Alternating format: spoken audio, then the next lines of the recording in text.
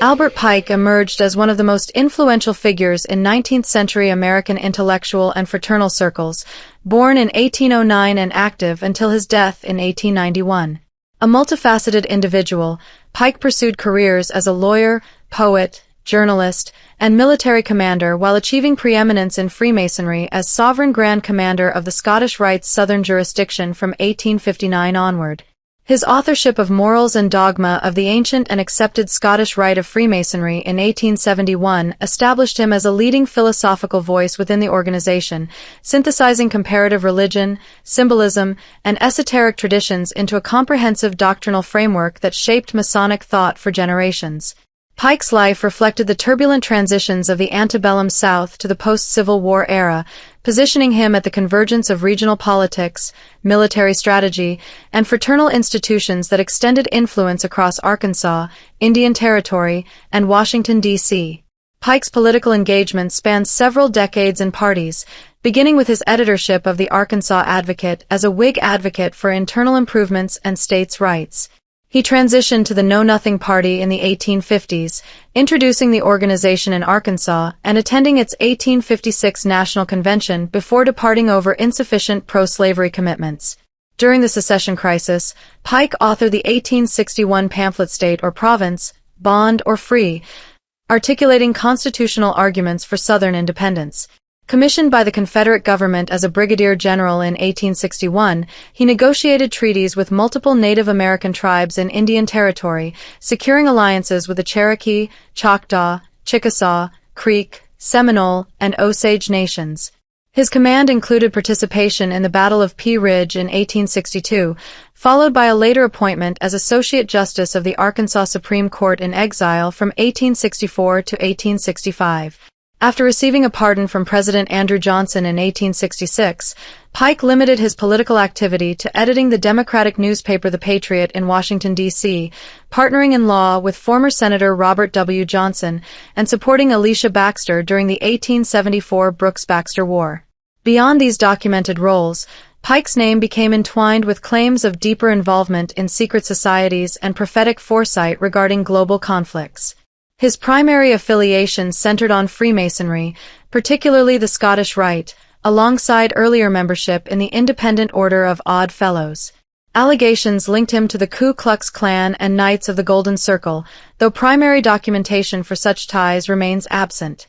The central element fueling associations with world events is an alleged 1871 letter to Giuseppe Mazzini outlining plans for 3 successive world wars designed to reshape political and religious orders. This correspondence, cited as the foundation for perceptions of Pike's foreknowledge, purportedly detailed specific mechanisms for the overthrow of Russian authority, the rise of fascism and Zionism, and future clashes involving political Zionists and the Islamic world. Pike's networks, encompassing direct connections through Confederate President Jefferson Davis, tribal leaders such as John Ross and Stan Waddy, and Masonic collaborators like Albert Mackey and Thornton A. Jackson, created multiple degrees of separation linking him to broader Southern and fraternal elites, while extended claims of international coordination lack corresponding primary evidence. Freemasonry and fraternal affiliations. Pike's ascent within Freemasonry defined the core of his public and intellectual identity, commencing with initiation around 1850 in Western Star Lodge No. 1 in Little Rock, Arkansas. Rapid advancement followed, including service as Grand High Priest of the Grand Chapter of Arkansas from 1853 to 1854, and contributions to the establishment of St. John's College as a Masonic educational institution. Reception into the Scottish Rite degrees occurred in 1853, culminating in election as Sovereign Grand Commander of the Southern Jurisdiction in 1859, a position retained until 1891. In this capacity, Pike undertook comprehensive revision of the Scottish Rite rituals, infusing them with philosophical depth drawn from ancient traditions, and produced Morals and Dogma as an interpretive guide that explored symbolism, ethics, and comparative religion across cultures. Honorary recognitions extended to international Masonic bodies, including appointment as Provincial Grand Master of the Royal Order of Scotland in 1877, solidifying his stature as the preeminent architect of the Rite's modern form in the United States.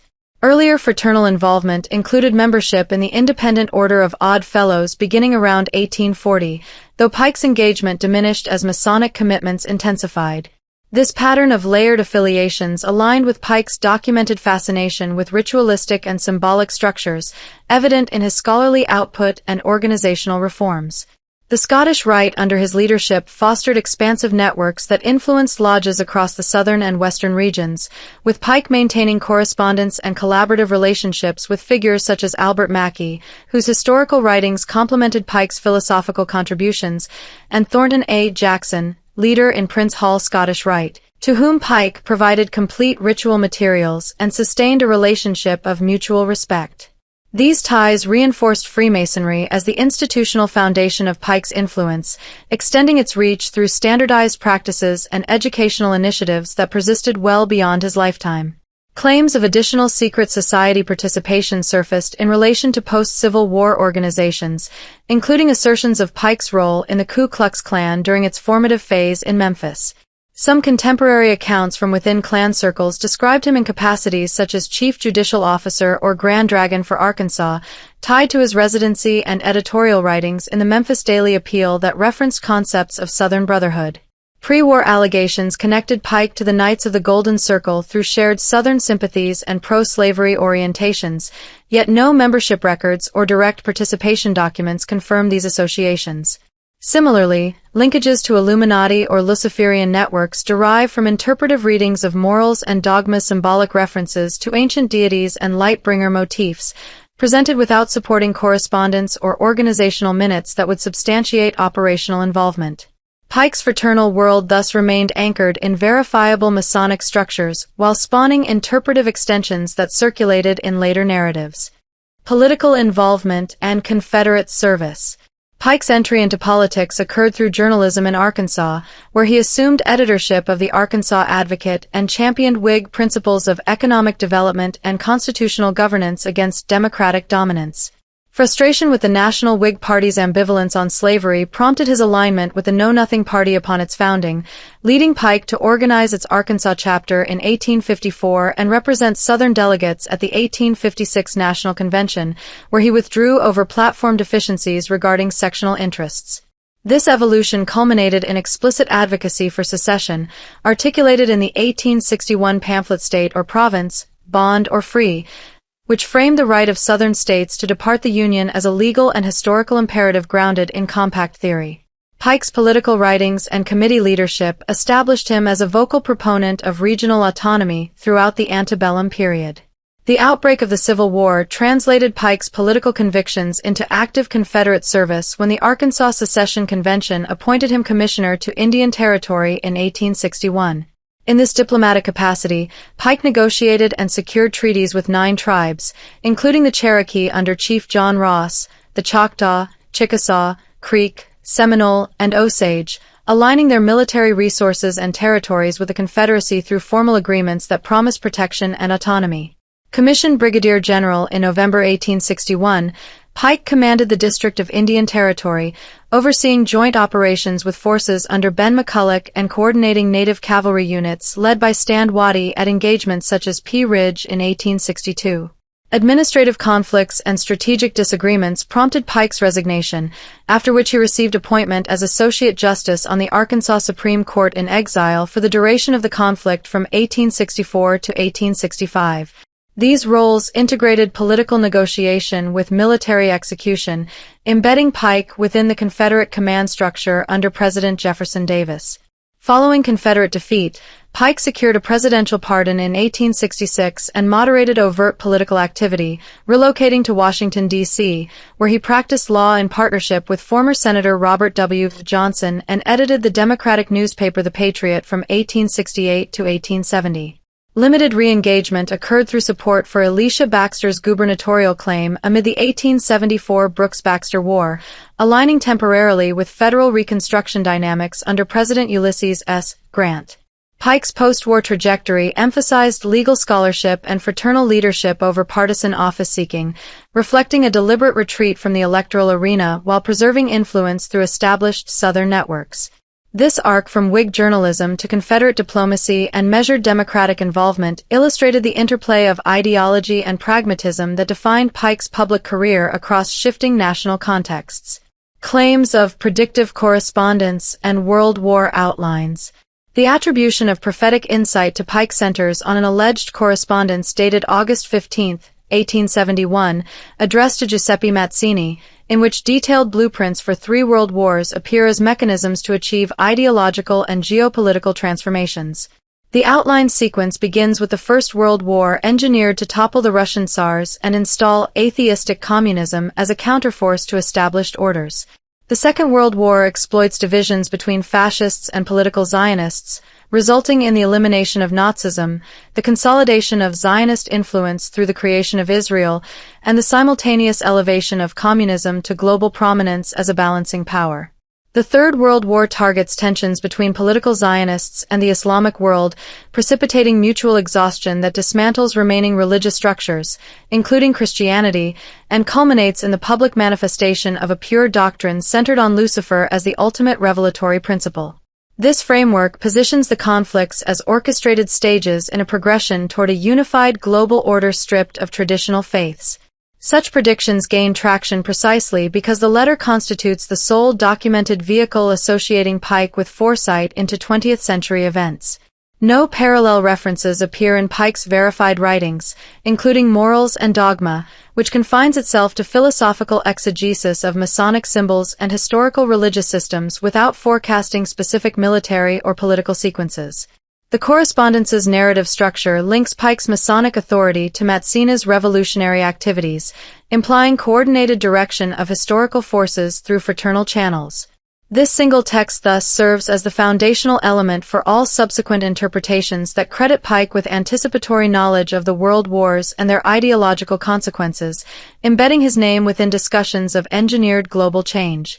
The letter's content integrates themes of controlled chaos and religious evolution drawn from Pike's broader philosophical interests, framing each war as a deliberate catalyst for societal reconfiguration. Descriptions emphasize exploitation of existing fault lines, such as nationalist aspirations in Russia, ideological rivalries in Europe, and emerging religious political divides in the Middle East, to produce predetermined outcomes. The progression toward Luciferian revelation after the Third Conflict underscores an eschatological dimension, where exhaustion of competing systems yields a singular enlightened doctrine. These elements collectively establish the correspondence as the pivotal artifact sustaining claims of Pike's strategic vision extending beyond his documented lifetime into the structure of modern history. Emergence of the letter, legitimacy contentions, and interpersonal ties. The alleged correspondence first entered public circulation in the mid-20th century through the writings of William Guy Carr, appearing in expanded form within Pawns in the Game published in 1955 and 1958, as well as Satan, Prince of This World. Carr presented the text as derived from an earlier display in the British Museum Library, where it purportedly remained catalogued and accessible until approximately 1977 before removal. No manuscript, photocopy, or archival entry predates Carr's references, and the British Library has issued repeated confirmations of never possessing or exhibiting any such document. Earlier fragmentary mentions of Pike-Mazzini connections trace to works such as Cardinal José María Caro Rodríguez' 1925 volume, The Mystery of Freemasonry Unveiled, and elements within Leo Taxil's late 19th century publications, though these lack the complete three-war schema and its specific terminology. The letter's full articulation thus coincides with post-Second World War interpretations that retroactively aligned its predictions with realized events. Arguments for the document's authenticity emphasize the precise correspondence between its descriptions and subsequent historical developments, particularly the Russian Revolution following the First World War and the establishment of Israel amid the Second World War's aftermath. Proponents highlight the British Museum provenance as evidence of prior existence and note the continuity of thematic elements across early 20th century anti-Masonic literature. Pike's established role as Scottish Rite leader and his philosophical engagement with cycles of force and revolution in Morals and Dogma provide contextual support for the letter's conceptual framework, suggesting internal consistency with his documented worldview. The absence of contradictory primary materials from Pike's extensive correspondence collections further sustains interpretive openness regarding the text's origins within fraternal communication channels. Pike maintained no documented direct relationship with Judah P. Benjamin, the Jewish Confederate who served successively as Attorney General, Secretary of War, and Secretary of State under Jefferson Davis. Both occupied prominent positions within the Confederate apparatus, with Benjamin directing diplomacy and intelligence from Richmond, while Pike operated in the Western Theater through tribal alliances and military command. Shared membership in the broader Southern political and military elite created indirect proximity through Davis, yet surviving records contain no correspondence, joint initiatives, or collaborative references between them. Post-war conspiracy narratives occasionally posit coordinated activities linking Pike and Benjamin in organizational or financial capacities, but these assertions derive from interpretive extensions rather than archival evidence. Pike's references to Judaism within Morals and Dogma remain confined to symbolic and historical analysis without indicating personal or political affinity. Extended networks, connections, and degrees of separation. Pike's immediate networks radiated from his Masonic leadership, encompassing direct collaborators such as Albert Mackey in ritual scholarship and Thornton A. Jackson in Prince Hall affiliations, through whom influence extended to national and African American Masonic bodies. Within the Confederacy, appointment by Jefferson Davis created connections to the central government and cabinet, including indirect proximity to figures like Judah P. Benjamin, while treaty negotiations forged ties with Native leaders including Cherokee Chief John Ross and Brigadier General Stan Waddy, whose forces integrated into Pike's command structure. These relationships embedded Pike within operational alliances that supplied troops and resources across Indian Territory, establishing one-degree separations to key tribal governance structures that persisted into Reconstruction policy discussions. Post-war legal and journalistic activities in Washington, D.C., linked Pike to former Senator Robert W. Johnson through professional partnership and Democratic editorial circles, facilitating access to Reconstruction-era political networks and support for figures such as Alicia Baxter. Within Arkansas and Memphis contexts, Pike's editorial output and residency positioned him near emerging fraternal movements, yielding potential two-degree separations to early Ku Klux Klan organizers despite absent formal membership records. The Scottish Rite's organizational reach under Pike's direction created additional layers of connection to lodges and scholars across the southern and western United States, where his ritual revisions and philosophical texts circulated among thousands of members. This framework allowed natural extensions to European Masonic recognitions without evidence of direct operational coordination with international revolutionaries. Broader degrees of separation within 19th-century Southern elites placed Pike within one or two steps of most prominent politicians, generals, and fraternal leaders through the documented channels of Masonry, Confederate service, and Arkansas journalism.